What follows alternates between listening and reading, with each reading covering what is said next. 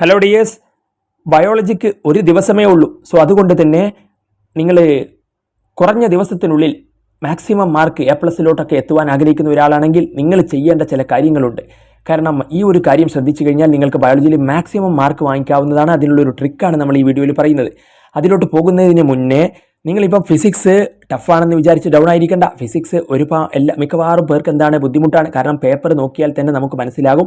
അതിനകത്ത് ഈസി ആയിട്ടുള്ള കുറച്ച് ക്വസ്റ്റ്യനുകൾ പാസ് മാർക്കിന് ആ ഒരു ലെവലിൽ മുകളിലോട്ടൊക്കെ ഒരു 30 മാർക്കോളമൊക്കെ ഉണ്ടെങ്കിലും പിന്നീട് അങ്ങോട്ടെല്ലാം ആപ്ലിക്കേഷൻ ലെവലിലുള്ള കുറച്ച് ഡെപ്തിലുള്ള ക്വസ്റ്റ്യൻസ് ആണ്.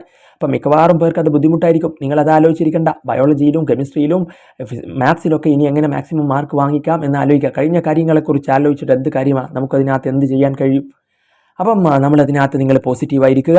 നമ്മൾ ഈ ഒരു ബയോളജിയിൽ ഇമ്പോർട്ടൻ്റ് ആയിട്ടുള്ള കാര്യങ്ങൾ പറയും. അതിനകത്ത് മാത്രമല്ല ഇമ്പോർട്ടൻ്റ് ആയിട്ടുള്ള ക്വസ്റ്റ്യൻസ് നമ്മൾ അതിനകത്ത് വീഡിയോസായിട്ട് ഉടനെ തന്നെ വരും. അപ്പോൾ നിങ്ങൾ സബ്സ്ക്രൈബ് ചെയ്ത് ബെല്ലൈക്കൻ എനേബിൾ ആക്കി വെക്കാൻ മറക്കണ്ട. ഒപ്പം നമ്മുടെ അതിനകത്ത് ഡയറക്റ്റ് അതിൻ്റെ ലിങ്ക് നമ്മൾ കമ്മ്യൂണിറ്റിയിൽ ഇടും. അപ്പോൾ നിങ്ങൾ കമ്മ്യൂണിറ്റിയുടെ ലിങ്കും നമ്മൾ കമൻറ്റ് ബോക്സിൽ ഇടാം. അപ്പോൾ അതിനകത്ത് നിങ്ങൾ ജോയിൻ ചെയ്യാം. മാത്രമല്ല ബയോളജിയുടെ ഇമ്പോർട്ടൻ്റ് ആയിട്ടുള്ള ചാപ്റ്റേഴ്സ് ഞാനിപ്പോൾ അതിനകത്ത് ecosystem, organism and population, biotechnology principles, application, അതുപോലെ തന്നെ human health and disease, evolution, then sexual reproduction, flowering plants, അതിലെല്ലാം ക്വസ്റ്റ്യൻസ് കാര്യങ്ങൾ ഇമ്പോർട്ടൻ്റ് ആയിട്ടുള്ളൊക്കെ നമ്മൾ വീഡിയോകളായിട്ട് ചെയ്തിട്ടുണ്ട്. ബയോളജിയുടെ പ്ലേലിസ്റ്റ് നിങ്ങൾക്ക് ചെക്ക് ചെയ്യാൻ നോക്കാവുന്നതാണ്.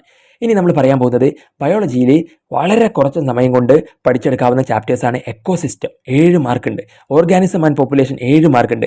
അപ്പോൾ അത് പഠിച്ചാൽ 14ആയി. പിന്നെ biotechnology principles and process, biotechnology application, അവിടെ നിന്നും നിങ്ങൾക്ക് എന്തായി 8 16 മാർക്കായി. അപ്പോൾ കുറഞ്ഞ സമയം കൊണ്ട് 30 മാർക്കിലോട്ട് നിങ്ങൾ എത്തി എന്നുള്ളതാണ്. പിന്നെ നിങ്ങൾക്ക് അവിടെ human reproduction and reproductive health, അതും നിങ്ങൾക്ക് പെട്ടെന്ന് പഠിക്കാവുന്ന മനസ്സിലാക്കിയെടുക്കാവുന്ന കാര്യങ്ങളാണ് അതിനകത്തുള്ളത്. നമ്മുടെ ജനനവുമായി ബന്ധപ്പെട്ട് ഒക്കെ നമ്മൾ അറിയാവുന്ന കാര്യങ്ങളൊക്കെ അതിനകത്തുണ്ട്. അപ്പോൾ നിങ്ങൾക്ക് അവിടെ നിന്ന് തന്നെയായി, അവിടെ നിന്ന് 9 മാർക്ക്, അപ്പോൾ 39 മാർക്കായി. പിന്നെ നിങ്ങൾക്ക് വേണമെങ്കിൽ evolution and human health and disease പഠിക്കാൻ എളുപ്പമുള്ളതാണ്. അപ്പോൾ അത് പഠിക്കാൻ ആഗ്രഹിക്കുന്നവരാണെങ്കിൽ അങ്ങനെ പഠിക്കുക. അതല്ല നിങ്ങൾക്ക് ഇപ്പോൾ സെക്ഷൽ റിപ്രൊഡക്ഷൻ, ഫ്ലവറിംഗ് പ്ലാന്റ്സ് ആണ് എളുപ്പമെങ്കിൽ അത് പഠിക്കാം. ഇപ്പോൾ രണ്ടും ഇപ്പം ഏകദേശം ഇതിനകത്ത് 8 വരുന്നുണ്ട്. ഇപ്പോൾ എവല്യൂഷൻ ആൻഡ് ഹ്യൂമൻ ഹെൽത്ത് ഒരുമിച്ച് 8 വരുന്നുണ്ട്. അപ്പോൾ നിങ്ങൾ ഏതാണെന്ന് വെച്ചാൽ അത് രീതിയിൽ പഠിക്കാം. അപ്പം എങ്ങനെ എന്തായാലും അത് പഠിച്ചു കഴിഞ്ഞാൽ അവിടെ നിന്നും എന്തായി, സെക്ഷൽ റിപ്രൊഡക്ഷൻ, ഫ്ലവറിംഗ് പ്ലാന്റ്സ് 8ആയി. പിന്നെ എവല്യൂഷൻ ആൻഡ് ഹ്യൂമൻ ഹെൽത്ത് 8ആയി. അവിടുന്ന് 16ആയി. ഇപ്പോൾ ഈ 39ഉം 16ഉം എത്രയായി, 45 55ഓളം മാർക്ക് അവിടെ നിന്ന് വന്നു എന്നുള്ളതാണ്. പിന്നെ നിങ്ങൾക്ക് ഇപ്പം ഇതിനകത്ത് മറ്റ് ചാപ്റ്റേഴ്സ് എന്നൊക്കെ നിങ്ങൾ എന്ത് ചെയ്യുക, ഇമ്പോർട്ടൻ്റ് ആയിട്ടുള്ള പഠിക്കാം. നിങ്ങൾക്ക് മോളിക്കുലാർ ബേസിസ് ഇമ്പോർട്ടൻ്റ് ആയിട്ടുള്ള പഠിക്കാം.